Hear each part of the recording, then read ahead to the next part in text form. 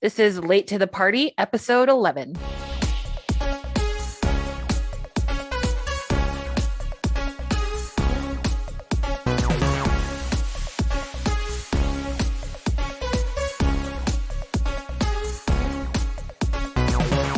Hello, welcome to Late to the Party, episode 11. This is the Geeks Unleashed monthly book club podcast, in addition to our weekly podcast, where we will work through what are considered some of the most essential graphic novels of all time. This month's graphic novel is Batman, The Long Halloween by Jeff Loeb and Tim Sale. And as usual, I'm Mark. And I'm Jasmine. We're also joined by our guest host this month, Chris from the Oblivion Bar podcast. Thank you for joining us, Chris. Hey guys, thanks for having me on. I appreciate it. I think that if I was going to come here onto the Geeks Unleashed, this is a great reason to come here, talk about one of the most iconic Batman stories of all time, one that any essential Batman fan should have already read by now. But if you haven't, make sure you tread lightly as we go through this next episode. Obviously late to the party. That's why we named it so, because I definitely was late. Spoilers are a given, and also we have not read it. This is my first time through, and I really loved it. Honestly, a spoiler.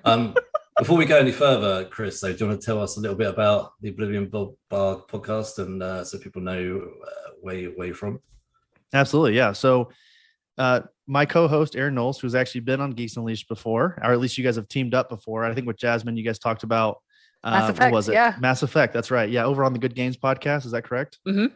That's Good right, game, guys. Yeah. Good game, guys. Excuse me. Yes, and you guys basically have already teamed up, so you've already met one half of our little team over here at the Oblivion Bar. But basically, the Oblivion Bar each week is a week in review of all things nerd. So we talk about movies, television, video games, comic books, all the breaking news that week. We usually have a main topic, and that goes from movie reviews, top 10 lists. This week we did what was called a battle royale, where both Aaron and I picked 5 fighters each, and we put them up against each other, and we had to debate on who we thought would win. So that's really fun. We do creator interviews. We do series reviews for television.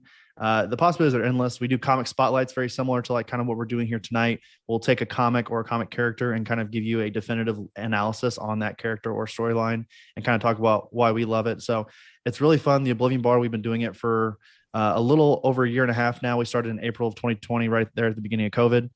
And Aaron and I, we were in the military together here. We were stationed at Fort Stewart in Savannah, Georgia, and we kind of always had that relationship where we would always just talk about whatever was happening in the world of nerd culture, the Oblivion Bar, a nerd culture. So, it's basically, we've personified something that our friendship has always kind of been surrounded by. So we have a lot of fun. We have a great community over on Twitter, social media in general. You guys, of course, being part of that. And I'm really excited to be here, excited to talk about the Long Halloween, and I'm ready to get into it. Awesome. Thanks for that summary there. Appreciate you jumping on. And that Jasmine, that team up with Aaron and the Good Game guys. I remember that. I basically signed Jasmine up for that. I was like, yeah, Jasmine, I've been messaging the Good Guy Games podcast, and I signed you up to do a Mass Effect review with them. She's like, thanks. But let's jump into the Long Halloween. All right, so this one, of course, from DC Comics, written by Jeff Loeb, pencils Tim Sale, colors Gregory Wright. Originally, it was a 13-issue limited run from 96 to 97. Due to the success, there were a couple of sequels or a couple of more team-ups right after this first run was finished. Batman Dark Victory and Catwoman When in Rome. Either of you read either of those? I've not read those yet, but now that I have read The Long Halloween, I would like to read They're on the list? Yeah. Yes, I've definitely read both of those. The Dark Victory it's been a long time. The Long Halloween is something I go back to at least once a year. It's something I have to, at least it's a very similar to why we're doing this episode today, because Halloween is kind of coming up. When you get into that spooky season, or as Aaron likes to call it, the spoopy season, you gotta set the mood. And this comic, more so than many other Batman comics, I feel like sets the tone for Gotham and the holiday season. Again, depending on what part of the story you're reading here. Mm-hmm. And then Catman When in Rome, if I'm not mistaken, I think I've read that. That is the Darwin Cook story by Catwoman. And if that's true, I have read that one. Let me quickly look that up while we're talking here. But yes, if it is the story I'm thinking of, it's probably one of the more iconic Catwoman stories of all time. So I'll let you guys go ahead and take it away, and then I'll kind of interject whenever I figure out if this is the correct story that I'm thinking of. No worries. Okay, so just a bit of a summary of the story. The Long Halloween is set. It's a story set in the early days of Batman's career. Batman teams up with District Attorney Harvey Dent and Captain James Gordon to take down a new serial killer, Holiday, who kills someone on each holiday, starting with Halloween, and then you spend the next 13 issues, which follows a variety of holidays, including things like Mother's Day and April Fools, which we'll go through, whilst also trying to stop a crime war between two of Gotham City's most powerful families, Maroni and Falcone. They're also the normal Batman rogues in the background, like you would expect. They cannot stay away. People like Poison Ivy and the Joker. That kind of is a summary of those 13 issues, but obviously we'll break it down. There's a few other people that pop up, what people like I'm not as familiar with, but like Calendar Man, for instance, who I have to say has probably got one of the best villain names ever. So, so just in terms of our reading experience, obviously I think Chris is far more experienced in terms of the Long Halloween than both myself and Jasmine. But so just I'll go first. I literally just read this for this episode. I've never read it before, and again, as we say, Late to the Party is an opportunity for us to go back and grab things that we should have read. Naughty fanboys and girls that we have not read every essential thing out there. So I really loved the opportunity to go back actually and grab this. And I read it in trade paperback format. So I was pretty pleased with myself. I actually did manage to get I rarely ever do this, but I got it from a secondhand, like a charity shop. Like I think you guys call them thrift stores. Yeah. I was pretty pleased with this. I got this for like £6, and I very rarely ever do I buy secondhand comics or graphic novels, but I was like, you know what, for £6, why not? But yeah, no, I'm glad I sort of grabbed it with the graphic novel. What about Chris? I know you've got a very nice edition. What have you got? So the Long Halloweens come in many forms. As you have there, you have the paperback, the trade paperback. There's a hardcover edition. I think there's like hundreds of different editions of the hardcover. There's an absolute edition, which is what I have here. This is like, I don't know if you want to call it the definitive version of the story, but it's just a larger, more, all-encompassing backstory, a lot of interviews with like Chris Nolan and David Goyer and Jeff Loeb and Tim Sale. And honestly, it's one of my favorite Batman collectibles that I have. I have this one, The Dark Victory and The Haunted Knight, all by Jeff Loeb and Tim Sale, all the absolutes. And it's honestly incredible. If you love these stories, if you love this series by Loeb and Sale, the absolutes are a definite worthy investment. I think they sit around close to $100, I think, per, but I think honestly it's worth it if you love these stories. So and to kind of speak on my experience with this story, I remember reading this for the first time probably in my, I want to say early 20s. I got to it late as well, because this story came out in 96, if I'm not mistaken. Yeah, the first issue started in 96. Mm-hmm. Yeah, so I was 5 when the story first came out. And of course, I wasn't reading comics quite like I am today, but I came back to it. I was binging all the Batman comics that I could. And I remember at one point when I first read this was my favorite Batman story of all time. And I think that there's something to be said about that, especially as a kind of newish reader at the time when I was kind of getting into comics the way I am now. You know, I've always loved superheroes, but it wasn't until my early 20s that I really started to get into them the way that I am now. This is maybe one of the more digestible, easily recommendable Batman stories in the history of the character.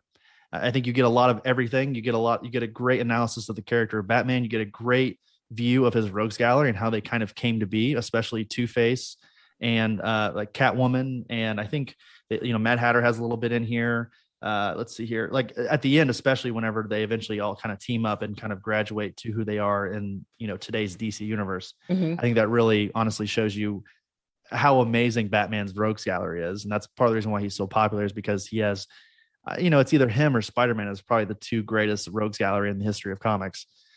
And again, to kind of go back to what I was saying, the digestibility of the story is like second to none. I would say it's between this and, ironically enough, Year One, which sorry, I don't want to try to bury the lead a little bit, but this is kind of almost like a continuation of Year One by Frank Miller and David Mazzucchelli.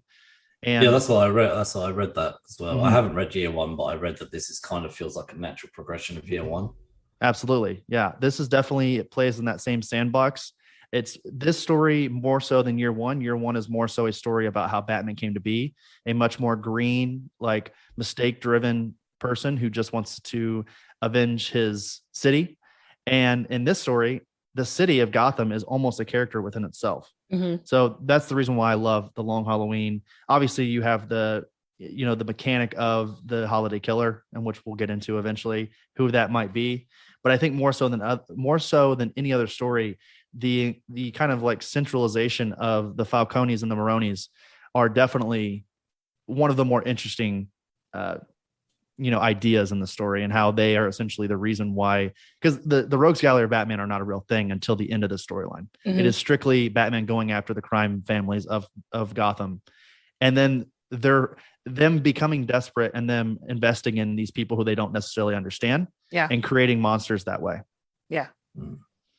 I Well, love how you don't said that understand. Gotham is like its own character. I think of all of sort of the DC, well, not necessarily just DC, but it's rare to have a city backdrop be so unique in the way that it's always described, no matter who's writing for Batman. The way that all of the heroes, the villains, the everyday folks, the way that they all talk about Gotham City, it just makes it feel like the city itself is breathing, or the city itself is the one that's responsible for bringing forth all of these things. And I do think that's pretty unique. So I read this digital, and it was really funny. So I bought the digital trade, and the week after I bought it, Comixology added it to their unlimited selection because of the upcoming release of the new follow-up, which we'll talk about later. So if anyone is listening to this and you have not had a chance to read Batman the Long Halloween just yet, if you have a Comixology Unlimited subscription, it is included. So I suggest you take advantage and give this a pass over, because it was really fun. And I think coming into this series so late, it felt incredibly familiar because we've seen this story play out in the films. I mean, most notably in the Nolan series, a lot of this stuff feels like Nolan kind of pulled his inspiration from this particular Batman story, especially with the way that we kind of see the making of Harvey Dent. So I enjoyed it. I mean, it was digital, but still, it was one of those things where once I sat down to read it, I kept saying to myself, oh, okay, I'm just going to read just to the next holiday, like just one more issue. And no, I read all 13 at one time. But it's funny you say that about the inclusion there in the Nolan series, which, the influences are there, like very apparent, especially there in Batman Begins and The Dark Knight. Oh yeah. And in the Absolute Edition here, the version that I have, there's like a quick interview between, I said earlier, Christopher Nolan and David Goyer, who wrote the Dark Knight trilogy. And I think it's David Goyer says, for me, there are three major comic book influences within the Batman lore. There's Year One, which we talked about, of course. Mm-hmm. There is the Neil Adams, Dennis O'Neil run from the 70s. And this is kind of the series, if you guys aren't familiar, that kind of brought Batman in a similar darker light that we eventually get to with the Frank Miller era, the early to mid 80s. Mm-hmm. So as we know, the 60s were this bam, pow, funny, kind of self-aware Batman. The 70s was the reintroduction of the Joker, a more serious Batman, someone that is, someone you definitely take more seriously. And then the 80s was the natural progression where Frank Miller takes it to the edge and made him into, the Dark Knight from The Dark Knight Returns. Mm-hmm. So that's very influential. If you guys have never read the Neil Adams, Dennis O'Neil stuff, they have it in collected forms. It's well worth the read. It's a little hokey. It's not as, dark as the Batman we know today.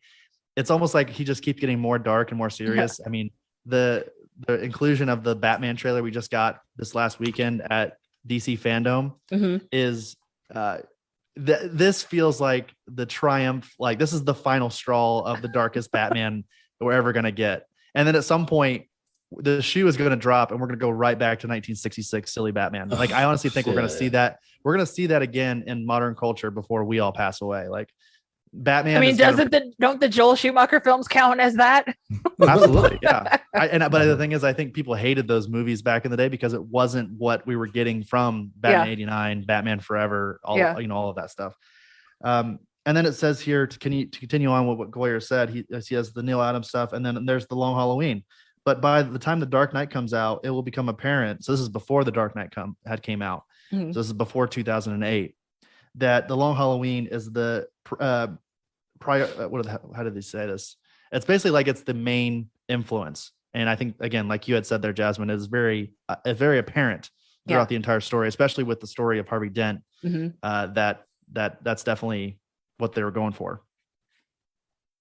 I was, you guys both touched on earlier about the character of Gotham. I think they sort of constantly throughout this book as well, like mention about being unable to leave Gotham, and they talk about it between Gordon and his wife, and even Harvey Dent and his wife. They constantly talk about Gotham itself, and like it's kind of all in, it kind of captures everything. You kind of almost can't leave it once you're in it, and and I love throughout the book as well, like just how just all the different scenes and things. And I remember actually, Jasmine, me and you talking about. I don't know if you've seen it, Chris, Batwoman season. Well, I've only watched season 1 of Batwoman, but one of the things I actually did say was I never really felt like they showed enough of Gotham, because Gotham in itself is a character. It's like it's one of the most famous fictional cities, and it's why I always love about Gotham is when they show different parts of it, because we know that it's made up of rich families and poor families, and and even they've got things like the slums and stuff like that. I love it when they kind of do show different aspects of Gotham City. So I wanted to agree with what you were saying there, Chris. And I think it's funny because the Chris had mentioned Spider-Man as another character with this, but Spider-Man is set in a real city. And I think that is the reason that Spider-Man is so relatable, because it's like, this is one of the most famous cities in the world that we're talking about here in the comics. So for people, for all of the years that Batman has been around, for a fictitious city to come up and be neck and neck with New York City, I think that's quite impressive. Because like you look at stuff like Central City or Metropolis, and it's like, meh, I mean, that could be anywhere. That could be any city in any country. Like there's nothing really discerning about those cities and those places. Yeah, Gotham essentially, I mean, if you want to kind of look at it in layman's terms, is essentially a mixture of Chicago and New York. The worst parts of both. Yeah. The size of New York, but maybe maybe more so the crime of Chicago here in America. So I wanted to quickly say, I know we talked about it earlier, and I got this wrong. Catwoman When in Rome was it was Jeff Loeb and Tim Sale. So it was another story by those two. And I wanted to just kind of quickly point out, because I looked it up, and it wasn't the Darwin Cook Catwoman story that I was thinking of, which is essentially it was called The Trial of Catwoman. So if you haven't read that Catwoman story, highly recommend. I'm sure we'll be seeing much more Catwoman again because of the Batman storyline, or the Batman movie that we're going to be getting. DC always likes to coincide their releases with the movie releases. So re-release stuff as well. Yeah. Yeah, so definitely seek that out. But there was one other thing I want to quickly talk about, unless you guys have something. I guess if you want to quickly, I'm looking here at our transcript here, and I think that it'd be important to kind of go over the characters. And then there's one character that I really wanted to highlight that I think, or I guess it's kind of like a 1A, two characters that really kind of show out for me in the storyline. Yeah, let's go. We can jump right into characters. So the two characters that I really wanted to highlight was James Gordon, for one, and this is more so how do you say this? But basically, the way I view him in the storyline is like a graduation, because who he was before the Long Halloween. And actually, it's funny because after reading this, again, I've been reading this every year for 10 plus years now, and Chris Nolan even comments on, this is actually the second time I ever opened up this absolute, and I think I just went right to the story. I didn't read any of the back matter, but Chris Nolan even comments on the fact that James Gordon is this very much like exposition dump, kind of like dumpy character in Gotham before the Long Halloween, and then Jeff Loeb kind of created the character that we know today. This very much like sturdy, kind of I like view James Gordon as like this oak tree in Gotham, where like he's a little he looks like a little worn down. And he looks old, but if you ran into him at full speed, you still couldn't knock him over. You know, he just is this like brooding kind of like the partnership between him and Batman. Mm-hmm. What's created here by Jeff Loeb and Tim Sale in the Long Halloween is something that was taken and continued to be used for the comic going forward. Mm-hmm. And I think that that's extremely important. I don't think that's something that we should ever overlook, because anytime that happens in comics, it's because it's an iconic portrayal. And again, James Gordon, one of the more important characters in Gotham, one of the most important allies to Batman in the Batman universe. And I mean, these guys essentially created that. And for a comic that came out in 1996, this character was created back in the 40s. Excuse me. Yeah, James Gordon is all the way back in the 40s. It's just incredible. I think that's something that needs to be highlighted. And we'll definitely get into this at some point, but Harvey Dent, I mean, maybe the definitive origin story for one of Batman's greatest rogues gallery, characters. Again, we see it in The Dark Knight. And I think that before that, Two-Face was very much this kind of like slapstick character that. Yeah. Thanks, Tommy Lee Jones. Exactly. Yeah. I mean, Tommy Lee Jones basically was just the Joker in a black and white suit instead. Yeah. Yeah. I don't think he did a lot of research going into that film. And to have both him and Jim Carrey in that film was so funny. Apparently, sorry, this is like a quick tangent, but apparently Jim Carrey and Tommy Lee Jones did not get along. Go figure. Really? And they hate I each imagine other. Tommy Lee Jones doesn't get along with a lot of people. That'd be my guess. Apparently, Jim Lee like approached him one night at like dinner after recording one day, and Tommy Lee Jones says, "If you don't leave this effing restaurant, I'm gonna kick your ass," essentially.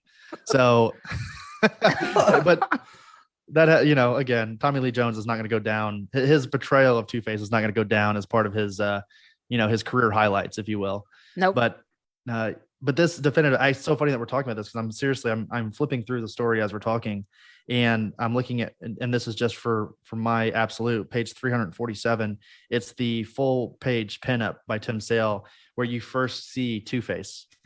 He's flipping the coin. He's got the gun in one hand. Oh yeah, yeah. The coin, and it's just, this is iconic, and I think, Jasmine, you had said something earlier about the art. Tim Sale's art in this, I think without Tim Sale's art, the story is not iconic. Like, the story is amazing, but there are plenty of really amazing storylines. This Tim Sale's art and the way he draws everyone, and the amount of what would you call that? Sorry, I'm losing my words tonight. I don't have the correct vocabulary in my head tonight, apparently. But the atmosphere in the story is the reason why The Long Halloween is so iconic. Yeah. I think it, like, the first page, it opens up on Vidi's wedding. And when I first read that page, I was like, so we got high society weddings, and that's what this book is going to be about. And I was like, well, so far I'm underwhelmed. And I was like, okay, well, relax. It's the first 2 pages. Like, right. But I felt like the first 2 pages don't do this book any justice whatsoever. Like, when we get into, the listeners, you can't see it, but my background is my favorite panel from this whole book is when we literally get all of the villains in one room.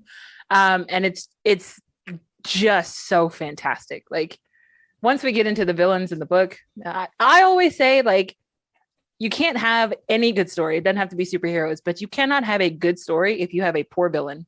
And the villains really show up and show out in The Long Halloween. Yeah. Is there any sort of characters that you want to discuss that you read and sort of highlighted that stood out to you throughout this book? Honestly, I'd go with Gordon as well. I think for me, though, this book, as I was reading it, I was in the mindset of Batman the Animated Series. And to me, the Gordon in the book felt very similar to the Gordon from the cartoon. But for the same reasons that Chris mentioned, it's like, he is the kind of guy that, like, toes the line, but he's always going to lean to the good side. Like, he may suggest some things and he may leave things open to interpretation, but he doesn't ever completely cross over that line. But I think in a city like Gotham, that's exactly what it takes to get any modicum of anything done. So I really liked his character throughout this whole thing, and honestly, I really liked Catwoman. I liked. Well, there were the DVD or the Blu-ray that came out recently for the Long Halloween. Now I loved the Catwoman in the story far better than the Catwoman that we got in the film.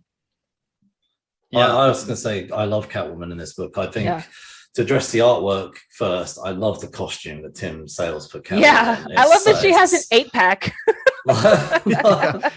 Catwoman is shredded in this movie. Yeah, she could bench press all of the other villains easy.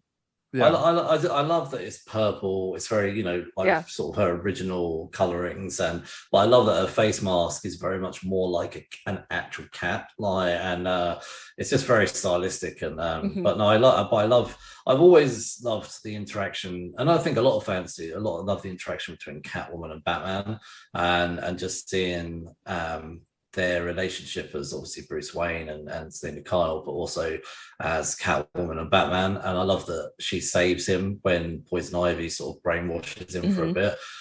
So I loved reading that throughout this book. She was probably one of the most characters I enjoyed reading. But actually, I know he didn't get much page time in this book, but I loved Calendar Man. I don't know that much of it. I literally never read it. From memory, I've never read anything with Calendar Man in. Or maybe I have, but I can't remember. But I was like, this guy is just so creepy. Like, you could probably do so much more with Calendar Man. It kind of gave me that whole Silence of the Lambs thing, where they obviously. Except he doesn't seem like he eats people. No, I don't think he eats people, but I can like the Jodie Foster type going to him where Bruce Wayne was going. Batman and Jim Gordon are going to him for advice on trying to track down Holiday, who obviously kills people on holidays, and Calendar Man obviously is going to be the best person to know about holidays. And but I love the fact that he's kind of teasing them and playing with them. He knows the whole time. Yeah. He knew the whole time, but he just wouldn't tell them. But he loved drip feeding them with information throughout the book, and I was like, this guy is pretty damn cool. You could give him a whole serial killer sort of thing himself. Just he was my favorite character in the film, but I think that really I got to chalk that up to David Dastmalchian for voicing Julian Day. He was so good in the film. He really was my favorite.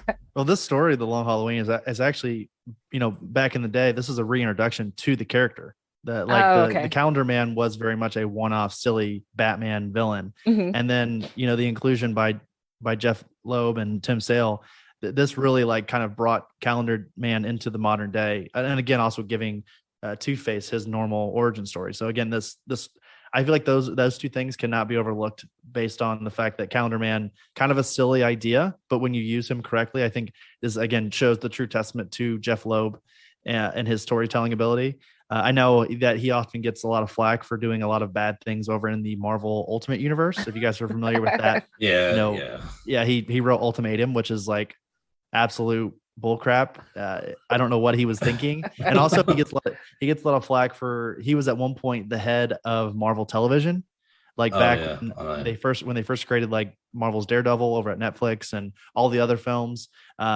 He got a lot of flack for that because I think outside of Daredevil and Jessica Jones, people weren't a fan of a lot of the other things that they were doing over there. So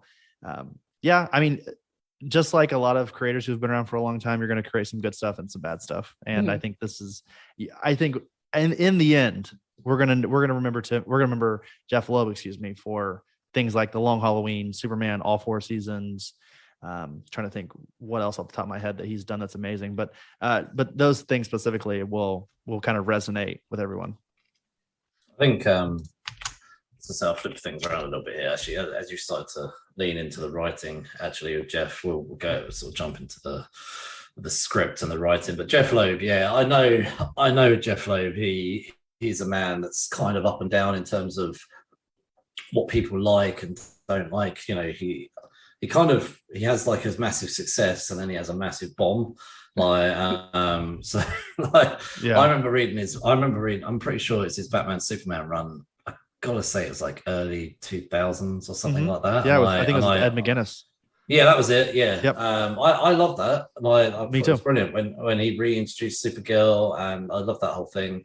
I can remember actually buying those issues off of a guy. I just didn't even know this happened, but it's New York, isn't it? Like I was in New York, and there's this guy like with a bloody table in Times Square on the pavement with a couple of short boxes and long boxes, and just selling random comics. And I just went up to him and I said, I strangely enough, I'd bought a list because I knew there's comic shops in New York. I'd bought a list of things I needed and wanted.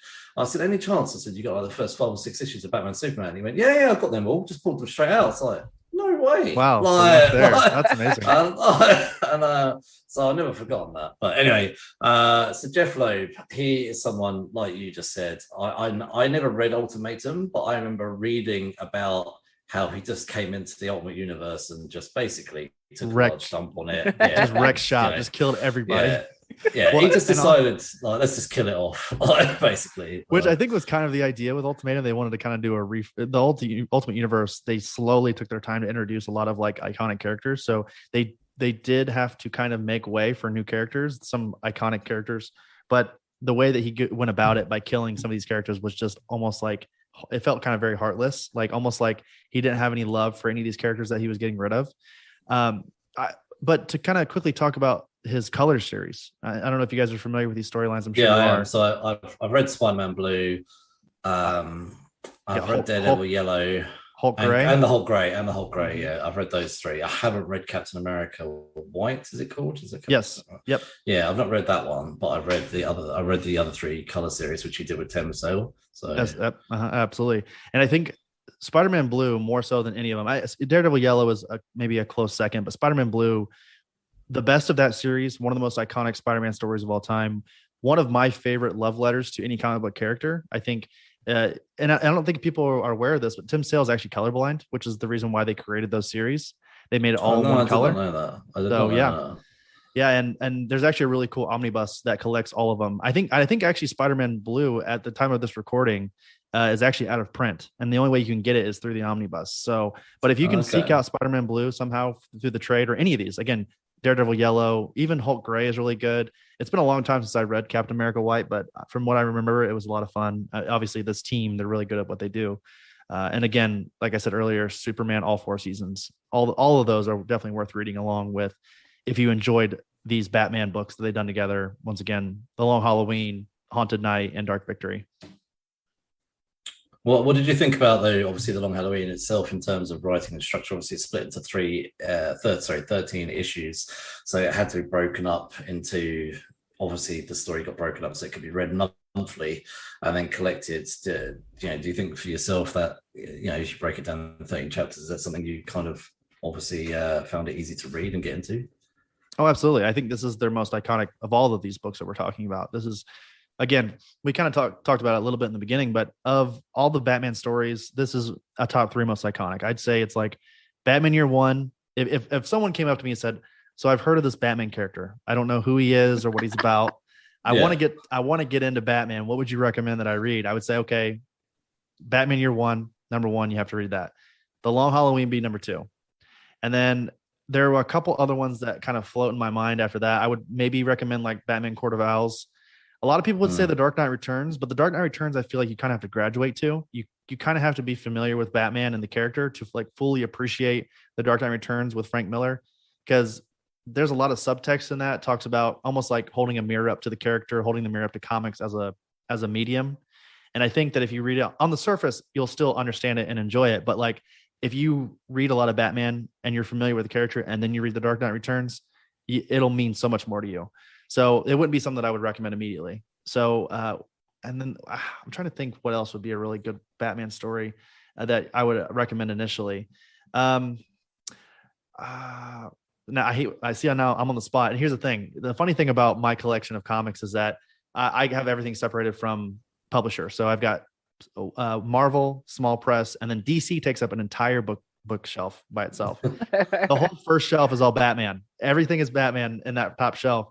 And now, of course, while we're sitting here talking about it, I'm forgetting almost every iconic Batman run that I can think of.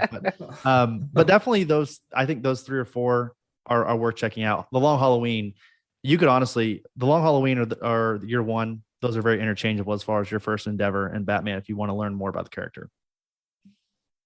What about you, Jasmine? Did you enjoy reading it in this format? I did. I love that we got basically a holiday an issue. Yeah, I thought that was cool. Yeah, so that just made it easy to follow because it went in, obviously in order of the holidays. So I really enjoyed it. And Mad Hatter, I would say, is probably one of the characters that I don't ever see get too much screen time. Again, I don't read too much Batman, but so it was cool to see, as a kid, I loved Solomon Grundy, even though he does not do very much. So I was super excited when we rhymes. Yeah, I love that. So I was super excited when we got Solomon Grundy in the sewers, and I was like, oh man! And I think at that point, I kept thinking ooh, who else is going to pop up? So once I got into this book, and again, reading it collected, honestly, it's like my favorite way to read everything, just because you don't have to wait, but the anticipation is still there. I get to the end of that one issue, and then I'm like, oh man, what happens next? And so every time I started a new holiday, I was like, who's going to be there this time? Ooh, if we already got Solomon Grundy are they going to have Killer Croc too? Is he going to pop up in Rogues Gallery? So I just started wondering who else would show up. So as I kept reading, that was kind of the game that I played with myself. That and who holiday was. So with each issue, I was like, oh, it's totally not this person, it's this person. I'm 100% sure. And then I get to the end of the book and I was so very wrong. Well, they don't really, I think, I don't know if this is necessarily a fault to the story, but I think them alluding to who the actual killer is very subtle. They don't paint that picture for you outright. Right. I think I don't know if you want to wait to this, but I had a thought on who it was initially. Oh yeah, we got a whole section on okay. who done it. Who done did it? Yeah, who done it? I was going to say, in terms of I think about this when I'm reading for the book club. I'm I was having this conversation yesterday about reading, and I know it sounds weird to say sometimes when you're reading something, not everything is necessarily relaxing. Because obviously, I when I look at me reading comics, I do it because I want to relax, if you know what I mean by that. I'm not watching TV, I'm not on my phone, I'm sitting there and I'm getting involved, and that's what reading is, isn't it? You get drawn into that world, and not, if it's just a text like a novel, you have to create those images in your head, which actually me and Jasmine know from we interviewed someone recently, and there's actually what's it called? It's called aphantasia. It is the disorder where you cannot voluntarily create images in your head. Yeah, well, I didn't know that was a thing until recently. We interviewed a guy who's the owner of Ace Comics in the UK, and that's something that he has, and that's actually how he got into comics. So that's one of the beautiful. I don't have that, but that's one of the things I like when I'm reading comics is the visuals along with the text. But there's obviously certain graphic novels out there where the text is just so overwhelming. But when I sat down to read this, I was like, actually, I'm enjoying the text and I'm enjoying the art, and I think, and I thought, for once, I'm reading a essential graphic novel which isn't so overbearing, because there's so many of these, in speech. Well, a lot of the stuff that we've done has been nonfiction too. So it's kind of hard to sit down and enjoy reading about the Holocaust. So but no, but even things like V for Vendetta, which is so talked about, it was just such a hard book to read. Yeah, that was But heavy. Anyway, what I loved about this book though was just the banter, the seriousness and everything, and getting to know the characters and how you filtered between each character within the Batman sort of universe. But I actually just highlighted, it's only literally 2 sentences. I'm just when Batman is fighting the Joker on the plane, and the Joker's mad that he doesn't know who Holiday is, and he's like, it's you don't know who Holiday is, I don't know who Holiday is, but the odds are they might be in that crowd tonight. So he's basically going to crash his plane into this crowd with the hope that he's going to kill the killer. And then Batman goes, you're insane. And he's like, Joe goes, has it really taken you this long to notice? Honestly, I actually burst out laughing. And it doesn't take it takes a lot for me to actually read a comic book and burst out laughing. And there was actually several moments like that in this book where I was cracking up out loud. And I thought, this is what I like about this particular book. It's it's a crime whodunit, like it's a gangster book, and Jeff Loeb actually juggles so many characters and juggles them well. Now, I would say there's some characters I probably didn't get to know as well as I probably would have liked. Like, I'll be honest with you, like we're going to talk about it in a minute, but Alberto, for instance, is a character I didn't feel I particularly got to know. Yeah. But for the fact in the way he was used, I didn't really care about him as much as probably I should have done. But I think that Jeff Loeb did do a really good job of carrying so many characters and making not all of them, but a good chunk of them jump out the page and me getting the ability to get to know them. So yeah, I enjoyed it. I actually did enjoy reading this as well as the art. So yeah. You know what's interesting is that I think there's an argument to be made that, and I agree with you, you don't really get to know Alberto that well in the storyline, which kind of goes back to what we were talking about earlier about the subtlety of like, who could this be? And I think, again, there's an argument to be made that Tim Sale and Jeff Loeb purposefully kind of buried the lead to who the holiday killer is. I think the holiday killer is not the important part here. I think everything that happens because of the holiday killer is the reason why the Long Halloween is so special. Like we get the creation of a lot of Batman's rogues gallery. We get the relationship between Commissioner Gordon, Harvey Dent, and Batman there in the beginning, and how that kind of like translates throughout the entire storyline. You get the origin of Harvey Dent and how, again, one of the more iconic villain origin stories of all time. So all of that is a direct result to the holiday murders, but who the actual murderers, and also, sorry, go back as well, the control that the Falcones and the Maronis had over the city of Gotham as well.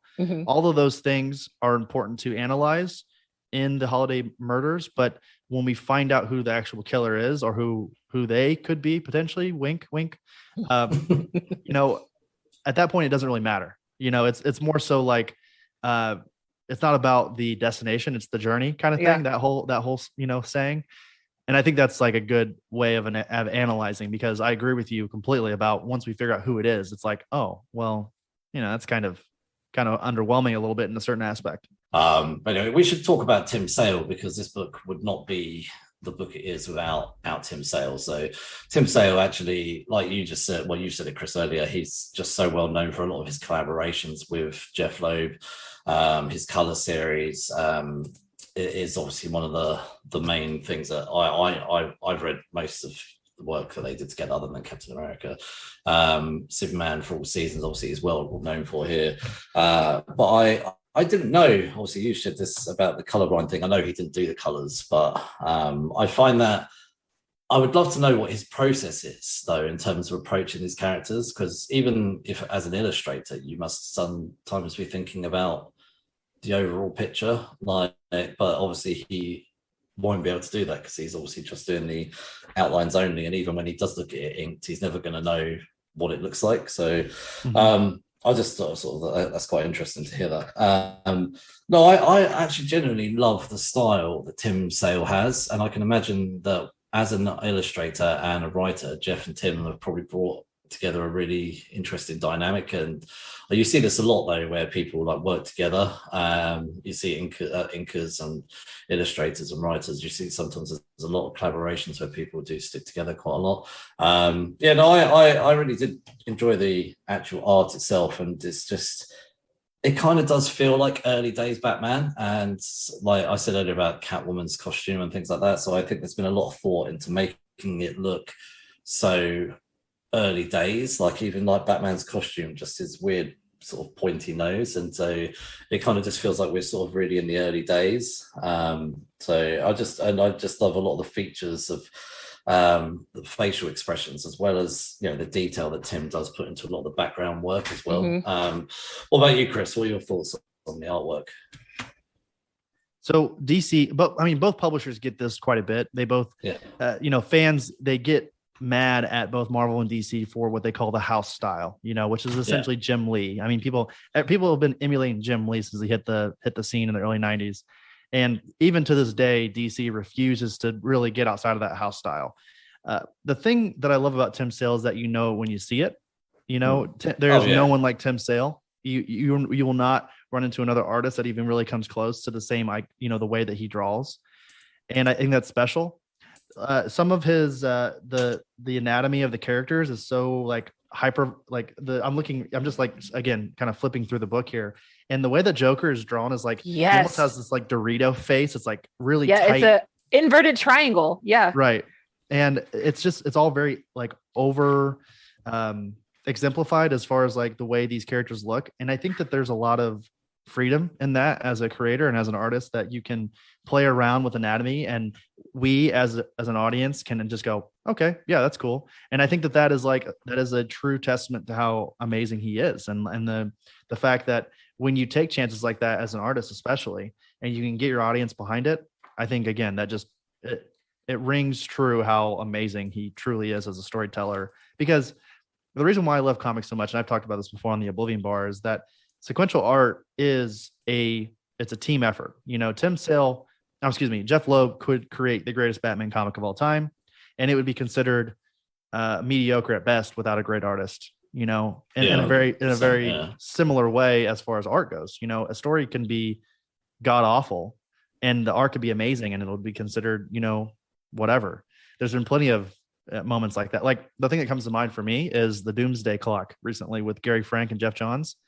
Gary Frank's art is top notch. One of the, he is incredible at what he does in the comic industry, but the story doesn't get any like free pass because the art's amazing.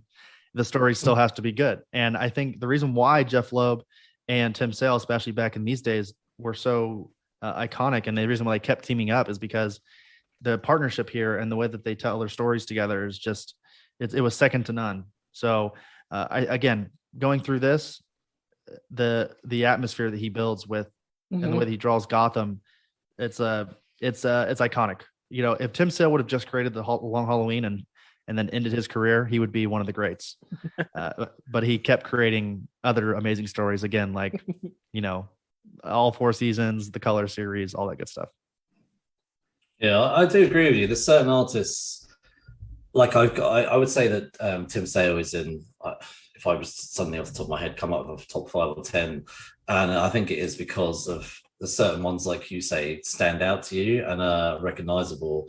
I think, Chris Bachalo, Gary Frank, they kind of have their own style that I really enjoy. I think if I'm picking up something and I see Gary Frank is involved or Tim Sale, Chris Bachalo probably is my favorite artist, I would say, in the comic world. If I'm reading something and I'm not too sure whether I'm going to enjoy the story or not, if you see there's a certain artist, again, it's the same with a writer, but Chris Bachalo is someone for me. I will definitely pick up something if he's illustrated it, if I'm interested, and I'm like, I really, I love Chris Bachalo.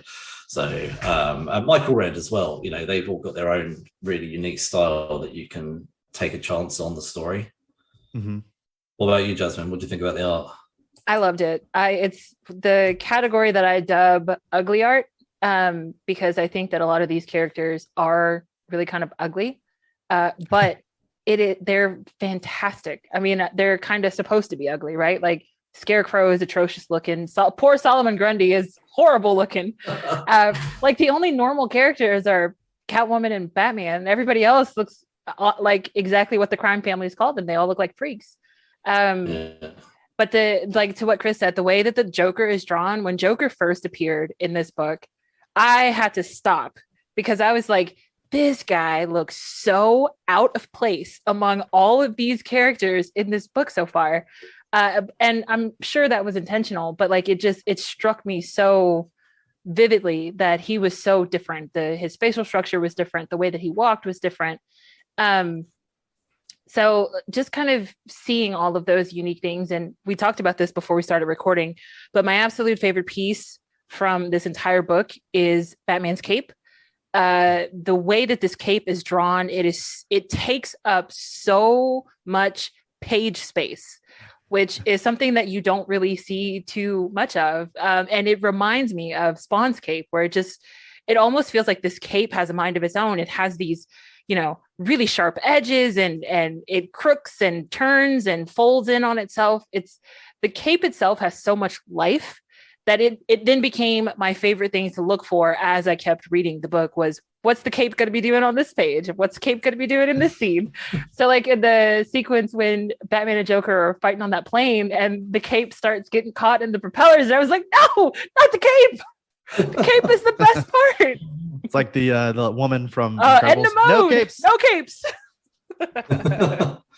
I think do you know what? The moment you started talking about the villains, I was going to say the Joker. Like, I love the features in Joker's face, and just to be honest with you, like the most perfect set of teeth going. Like, you know, the detail in those teeth when he's sort of like stroking like the Christmas baubles. Honestly, Tim Sale, that's a really good Joker, really menacingly and creepy. The fact that he's even got the Christmas hat on, like, Tim Sale has done a good job there with the Joker. Like, I would be scared if that Joker was in my front room, like looking how Tim Sale drew him. Yeah, I'll be out. So, to be honest with you, I'll be out if I saw the Joker full stop. Inks wise, though, like, I mean, we don't need to get too much into the inks. I think they're wonderful as they are, you know, vibrant in the right places, dark in the right places. But I love how every single murder is black and white. I think that's great. That really sets the tone for this book. Like, the fact that you instantly know Holiday is here, so Holiday is now killing people. This page is dedicated to Holiday. Just, you know, I love the fact that they just changed that up just for the murder scene. So so I think it's a good segue now into what I think Chris is desperate to talk about is who done it? Who do you think done it? So So who is the real killer? So I was a bit like, when I was reading it, I was like, okay, it's that guy, right? No, it's that guy. No, okay, it's Gilda. I was like, so it kind of who we think who we thought it was before. Yeah. So who do you think it is, Chris? So I thought it was Calendar Man. I thought it was Calendar Man initially, especially in the beginning when I first read the story. I was like, the inclusion of this character and how he knows everything. Yeah, I think he's tied to it somehow, but. I do like, I will say after the fact, knowing who it is, who actually is the killer, I'm kind of happy that it wasn't, because I think that might have been too obvious. It might have been too on the nose. So I think Tim Sale and Jeff Loeb definitely purposely put him in there to make us think that it was him, but of course he wasn't. Yeah. I thought it was Vernon. Really? I thought it was Vernon because he had too much access. He was Harvey Dent's assistant, but he was working with Maroney. I was like, this fool is dirty. He is it's Vernon. It's always the people you never suspect. No, poor Vernon. Wasn't him. Right. I'll be honest, I struggled with it. I was a bit, I didn't think it was Calendar Man, but I thought that he had some higher level involvement than maybe you were getting from him, but I wasn't. I'll be honest with you, I kept kind of falling for this, is it Harvey Dent or not thing? That's kind of where I was at as I was reading it. And I was a bit like, but who? And as I was reading it, I was like, who else would it be? And I was kind of trying to put my mind in the whole horror movie type vibe. Like, you know, the whole, normally with horror movies, it's always the least you'd expect. Like, you know, it's the kind of background character who comes in and out enough that you know who they are. So I was like, I thought no one's really jumping out at me. So I did start to feel like it was Harvey. So I didn't. That's kind of really where I felt it was. I did think Calendar Man might have known more, but I didn't think it was him. So I thought it was Harvey. Like, in all honesty, that's where I was going. Well, technically, that's not entirely wrong. So you're the most right out of all of us. The least wrong. Yeah, the least wrong. The least wrong. Yeah. So, but so the first reveal is that it's Alberto. What did you guys think when you read that? I was so pissed. I was underwhelmed with that. I was like, oh, that's okay. All right. But again, to go back to what we said earlier, it wasn't really about who the killer was. You know, it's about the aftermath afterwards. I think that was important for the story. I was pissed because after they said it, I was like, that makes sense. That makes sense with the way that Carmine treated him. Like, it makes perfect sense. Why didn't you catch that? And it was really when at some point somebody explained, like, oh no, I was reading the entries at the back, and Jeff was like, what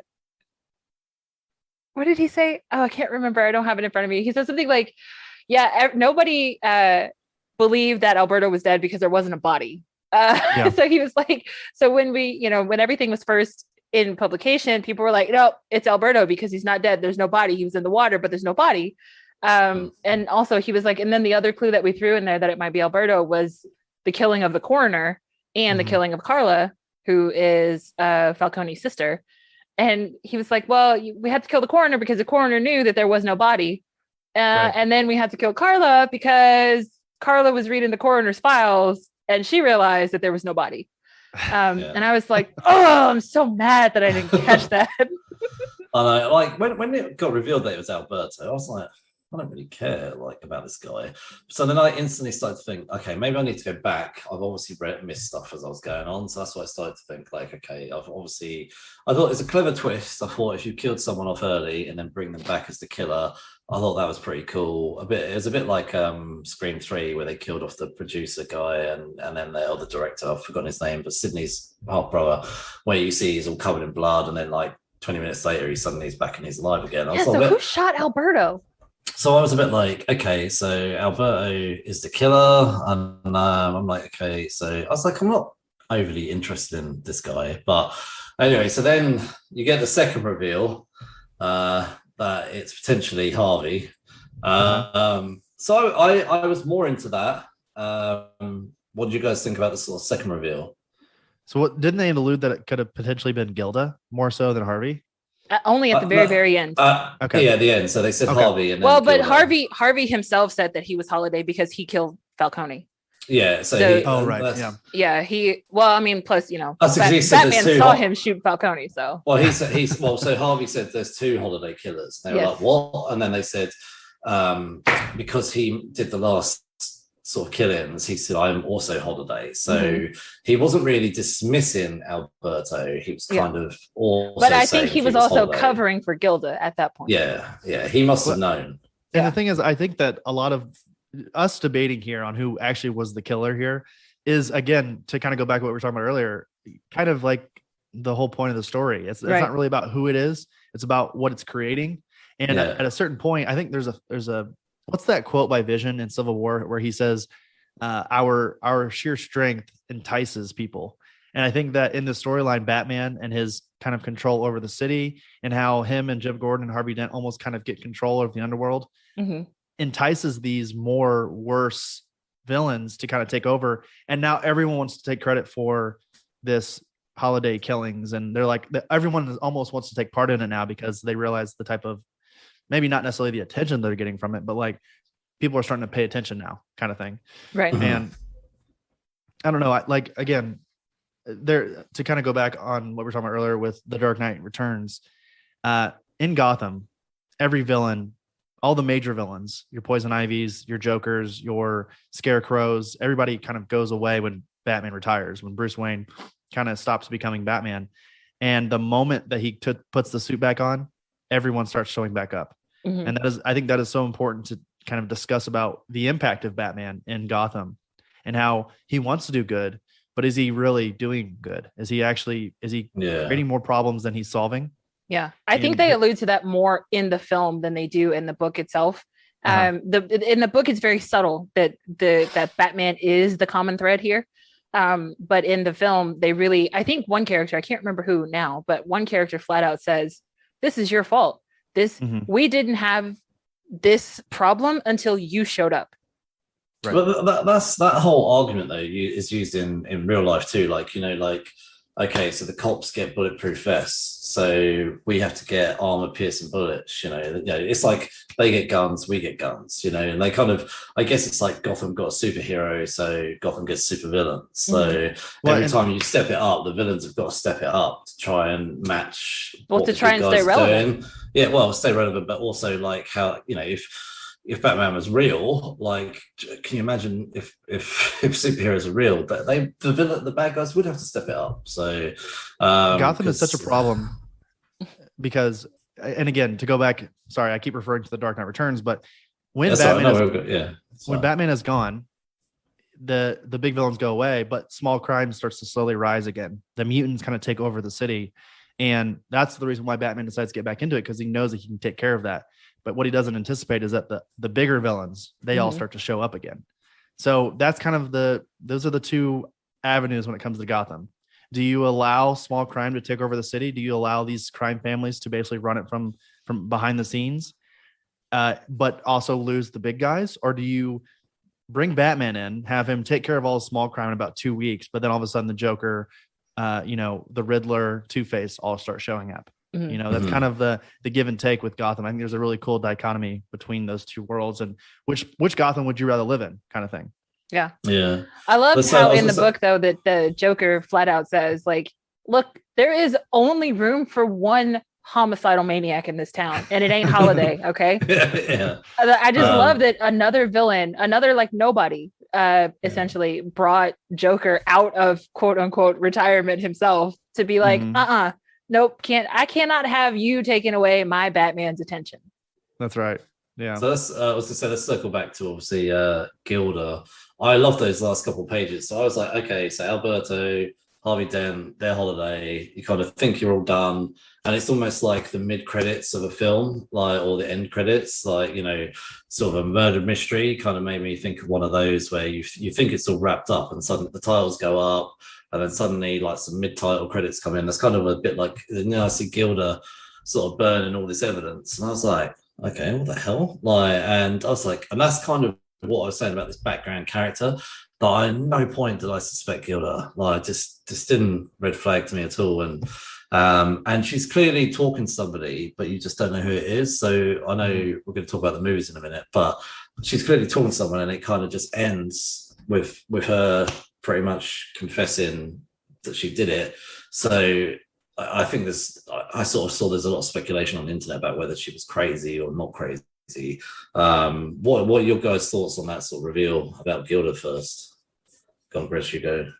Honestly, again, by the time that we got to the end here with Gilda being potentially ousted as one of the people who was doing things behind the scenes, I think she was just a woman in love who wanted to help the person that kind of had been done wrong by the city. You know, I like what they say in the films, like, I believe in Harvey Dent, you know, like he was supposed to be Gotham's White Knight. And when the city failed him, they failed her as well. So she felt like she needed to, in the same way that Harvey Dent kind of turns against the city, I think Gilda does a very similar thing. Like when she loses Two-Face, or so we think that she loses Two-Face in that way, she believes that she has nothing else to do. I will say a quick little fun kind of trivia is that Gilda actually makes an appearance in Daredevil Yellow, which is obviously in the Marvel universe, but both Jeff Loeb and Tim Sale have come out and said that there's a character in Daredevil Yellow named where's she at here? I had it written down. Get Grace, excuse me. So Grace she's hiding out in Hell's Kitchen, and it's actually implied that, like, they don't say it in the story, but they heavily imply that she is actually on the run from another bigger city. They kind of like hint to the fact that she had left Gotham and went to New York. And at one point, she is actually she's approached by Leland Owsley, who is the Owl in the Marvel universe, and she kind of almost like kind of teams up with him, so to kind of take down Daredevil. Yeah, so it's a little fun little side trivia, I guess, for Gilda there. Oh, I didn't know that. I know that sometimes Marvel and DC and even Indies kind of do little tributes to each other, but I didn't know that was a thing. So I guess it was a bit like there was that Fallen Angel series years ago. I've forgotten who did it now, from DC. It was originally DC. It was a published indie thing, and then it went to IDW. Peter David. And I think it was kind of, he tried to allude to it potentially the main character being Supergirl, but he could never outright say it. I can never outright say it because obviously it was an indie book. So so I think it was a nice little moment here to jump into the movies. So we've constantly talked about Christopher Nolan's trilogy, and I obviously have never read this until now. And as I was reading it, I was like, oh my God, I was like, this is like The Dark Knight, or parts of it. And I didn't realize how massively inspired Christopher Nolan was. And what actually, and that makes me love those films even more, is like that actually Christopher Nolan also is an amazing creator. The fact that he did all this research before he put together his trilogy, and just seeing Harvey Dent's story in The Dark Knight, it's literally almost identical in this book, and like you just said, you just used the line a minute ago, I believe in Harvey Dent, which is in this book, which actually is in the movie The Dark Knight. And I love that movie, The Dark Knight. Well, I love that whole trilogy. That Christian Bale, is one of the best Batmans going. Can't deny that. And that trilogy is amazing. I rewatched that trilogy so many times. I've lost count of how many times I've watched that trilogy. I, in some ways, kept hoping when DC was making their own superhero universe. I was like, please get Christian Bale back, Christian Bale back.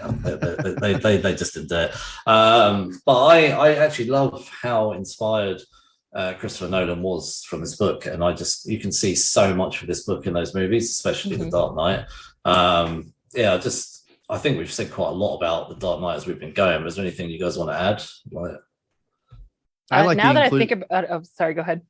Oh, I'm sorry. I was just gonna say I like the inclusion of Falcone and Maroni in the Dark Knight trilogy, and I think again that's very heavily inspired by the series because, and I think it's even said here in the back matter that Chris Nolan really liked how the inclusion of those two crime families really gives Gotham a personality. It shows who was running the city before, and I think we even see at one point we see Thomas Wayne like being forced to cure Falcone after bullet wound. Falcone Senior. Yeah, so. And I like how we keep getting flashbacks to the past before in this book as well, showing what Gotham was before Batman. And it just goes to show you that, again, without Batman, things could be, again, I mean, what would you prefer? Would you rather be outright, them fighting in the streets, or you want them fighting behind the scenes? And I don't know. I loved a lot of that. And the Dark Knight trilogy, I think the reason why it works so well is not because it's a superhero movie. It's because it is a crime drama. Yes. And again, without the Long Halloween, those films would not be as iconic as they are. So we move on from there now. So earlier this year, they released 2 movies of the Long Halloween Part 1 and Part 2. I know you guys actually covered that on the Oblivion Bar, didn't you? So you talked about that. When I was watching it, I do want to say it was quite sad to see this is Naya Rivera's final performance. I didn't watch it all, but I watched the first couple of seasons of Glee. I have to put my hands up. But it was, when I heard about her death at the time, I thought it was incredibly sad, especially with the circumstances. And then watching this movie, obviously I watched the movie.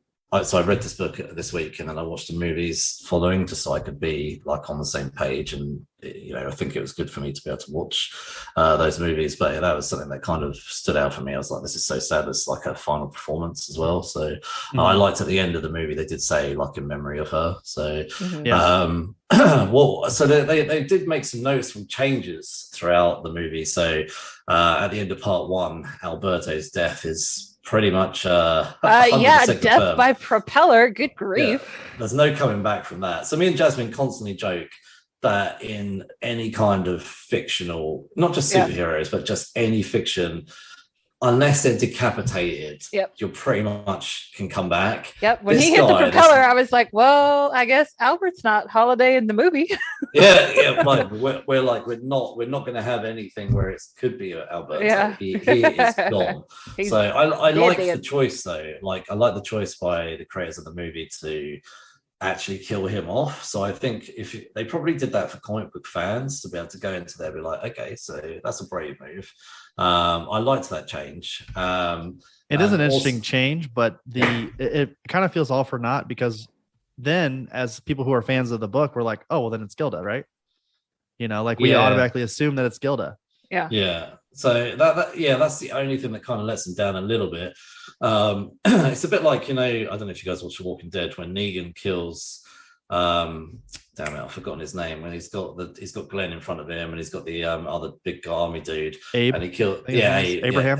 Abraham, so and he kills Abraham first. So I was like, oh my god, so Glenn is gonna live, and then he kills Glenn afterwards. I was like, that was good. That was a good twist. I was like, I did not see that coming. So, but I think I agree with you. The fact they killed Alberto straight away is like, okay, so it is going to be Gilda, and so, and then that is something that this movie does as well. Like you just said, it 100% confirms Gilda is the killer. And you know how in this book I said how she's kind of talking to somebody, but you don't see who it is. So in the film, they show that she's talking to Batman, and Batman's like, all he says is, "Are you done then?" And she's like, "Yeah, I'm finished." And he does let it slide that she is the killer. So that was an interesting choice to me that he let that go. So and also this movie as well gives them much more of a backstory to Catwoman, which I read was that you see later on in Jeff Loeb and Tim Sale's follow-up books. So they obviously decided to bring some of that forward into these movies. So what do you, Chris, what do you think about those changes in the movies? So I'm kind of torn a little bit for the part 1 and part 2 of the film, because I think that there's definitely an appreciation for the source material here by the creators. But I don't know what your guys' thoughts are. I don't know if this is a hot take or not, but DC animation has slowly started to decline for me recently. I feel like the quality, the DC animation world that we've always kind of considered to be this like top notch, better than Marvel, as the DC fanboys like to say. Yeah. It has slowly started to deteriorate, in my opinion. I think that was it just me, or did it feel like you were watching an episode of Archer? Right, exactly. Like the animation, I feel, has just slowly gotten worse, and I think that the crux of those films back in the day, like, you know, the Red Hood or Mask of the Phantasm. Yeah, I mean, a lot of those older DC animated movies, a lot of the weight to them and the reason why they're so beloved is because of the animation style. And the thing is, they still have this team on retainer because they're still making Young Justice. Like the animation teams that made a lot of those great movies are still around at DC. They're just not putting them out there for newer films. So like this, I didn't love it. I guess I'll say that. Long Halloween, I like the story, but if you're going to recreate an iconic storyline, but do unless you're going to bring something different or create, put a lot of effort into the animation, then why make it? Like, I feel the same way about like Disney recreating the animated movies back in the day, like Lion King and Aladdin. If you're just going to half-heartedly give us a shot-for-shot remake, why do it? You know? Yeah, I agree with that. Like, if you want to understand and hear the story of the Long Halloween, go pick up Jeff Loeb and Tim Sale's book. That is the best way to experience the story. And unfortunately, there is a world where people see that the Long Halloween is out on maybe they enjoy the two movies and they go, oh, you know what? I'd like to read the book.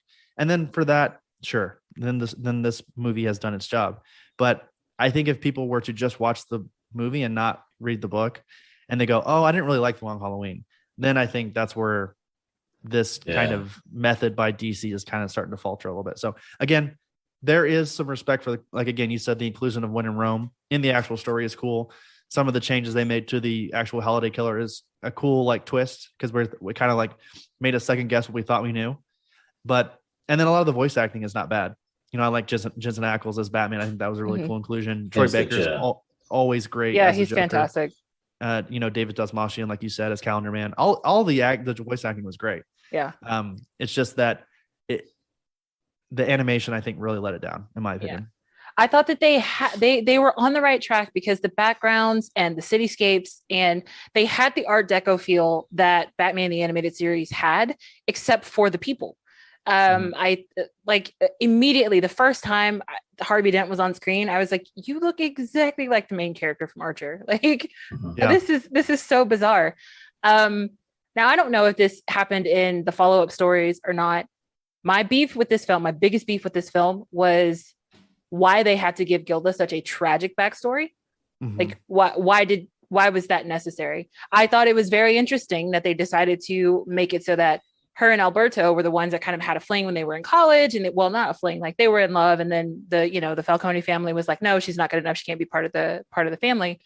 That was a really interesting twist, but like, did we really have to know that they annulled the marriage and then they took the baby from her body? Like, that was just excessive. And I was like, that was just completely unnecessary. And they went out of their way to make Gilda even more pitiful in the films than she was in the book. Like, she's already a sympathetic character. Like, you already feel sorry for this woman, and then you just make her the most pitiful person in all of Gotham City. And it's just like, what was the point of that? I didn't understand the point of that. And this happened in the book as well, but like, making Sophia serve 10 years in prison for Maroni, I was like, that's bullshit. First of all, like, why should she have to serve time for some random dude? Anyway, that's just me. But like, I just really hated what they did to Gilda in the film. I thought that was completely unnecessary. If they wanted to give her a backstory and if they wanted to connect her to Albert, they could have done that.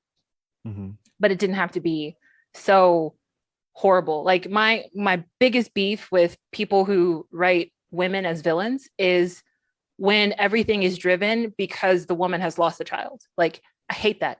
When women have a purpose that is, we do other things than give birth.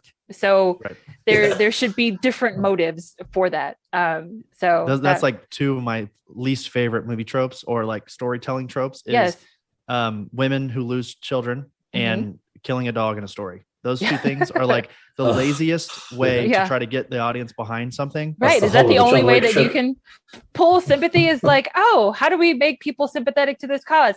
Dead babies. Got it. Done. Let's move on. Yeah. That's like, I was going to say, Chris, the dead dog thing. That's like the whole John Wick trilogy. Just like, I mean, I love the John Wick trilogy, but the dog thing is like the worst motivational thing for him deciding to get back in the business. I mean, if someone killed my dog, I would definitely hunt down them and their entire family. I'm not going to lie. But as a storyteller, the whole point of telling stories is to have a creative reason for people to hear that story, right? So those two are just really lazy tropes that have been overused and done too many times. I was gonna say, before we move on from the movie, actually, you showed out the voice cast. Billy Burke as James Gordon. I love Billy Burke. I think he's great. Like and Jack Quaid was completely miscast as Alberto. He was way too young to be Alberto. That was so weird. Yeah. Oh, you guys mentioned, sorry, David. I'm going to struggle to say his surname. Deutsch. That's Moulton.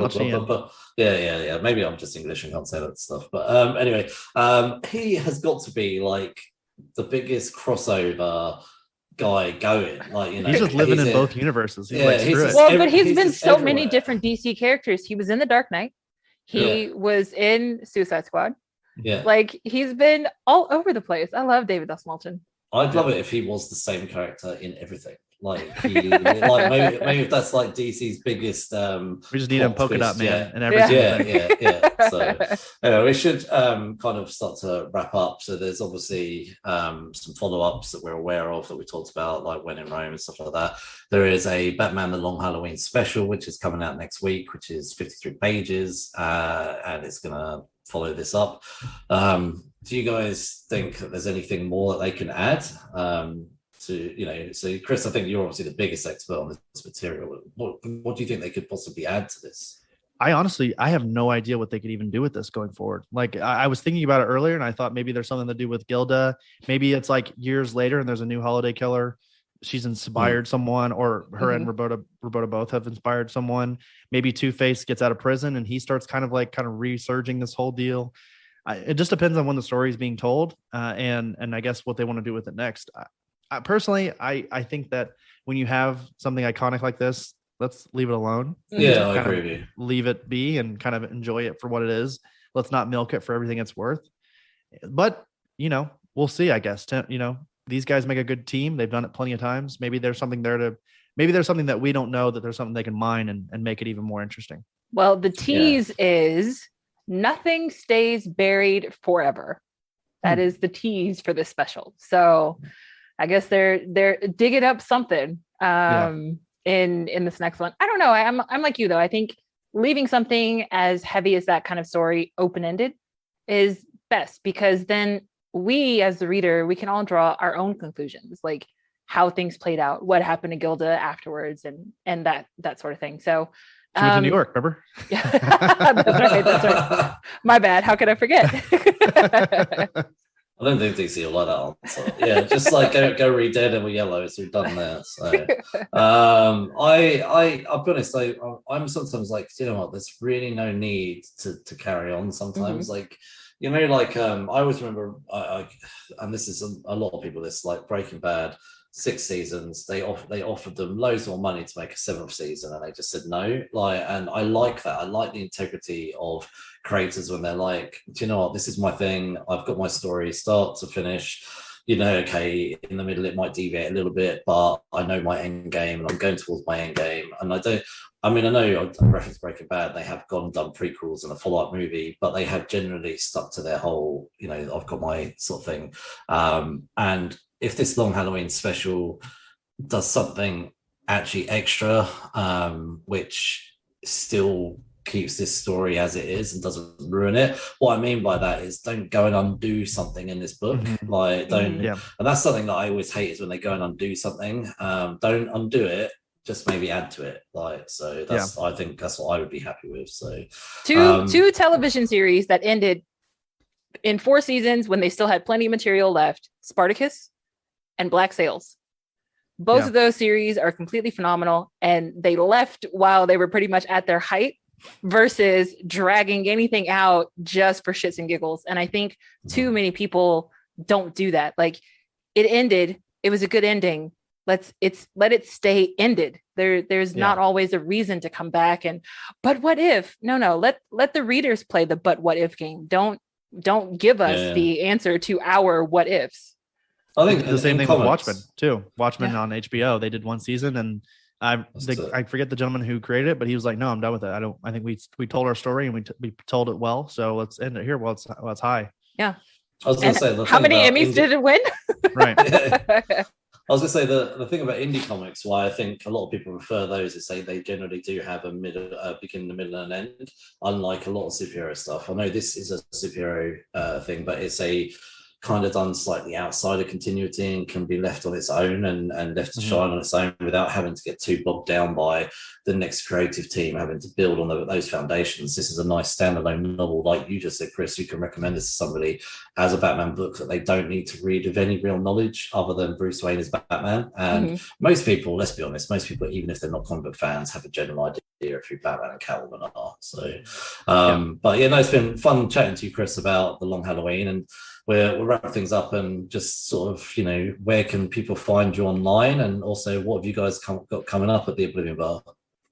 Yeah. So firstly, I want to say thank you both for having me on here to talk about the Long Halloween. I really enjoyed it. It's fun to revisit this. And like I said before, this is a book that I always kind of go back to anyway. But when you guys reached out last month and was like, "Hey, let's talk about this going into Halloween," I was like, heck yeah, this gives me the perfect excuse to get on here with you guys and also read one of the greatest Batman stories of all time. So I thank you for that. No worries. I went and approached you. I always try and approach a guest, which I think will bring more knowledge than we have. And I knew that you had a passion for this already. I know that you guys have covered it already. You've covered the movies on your show. And I was like, yeah, I'm going to try and get Chris on here because he clearly is a much more of a knowledge expert on this than we are. So, well, I appreciate that. Yeah. I mean, I love this stuff. What can I say? I love comics and it's always fun to talk about it. I never pretend to know everything, but I think that a lot of times if I can bring a little tidbit to the conversation, that's all I can do as far as when it comes to talking about these characters that we all love.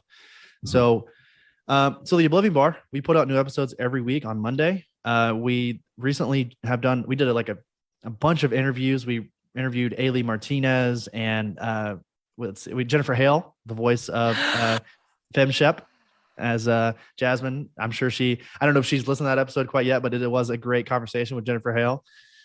We interviewed Riley Passfield, who's like a TikTok sensation. She just recently hit 1 million subscribers. Oh yeah, I saw that. Yeah.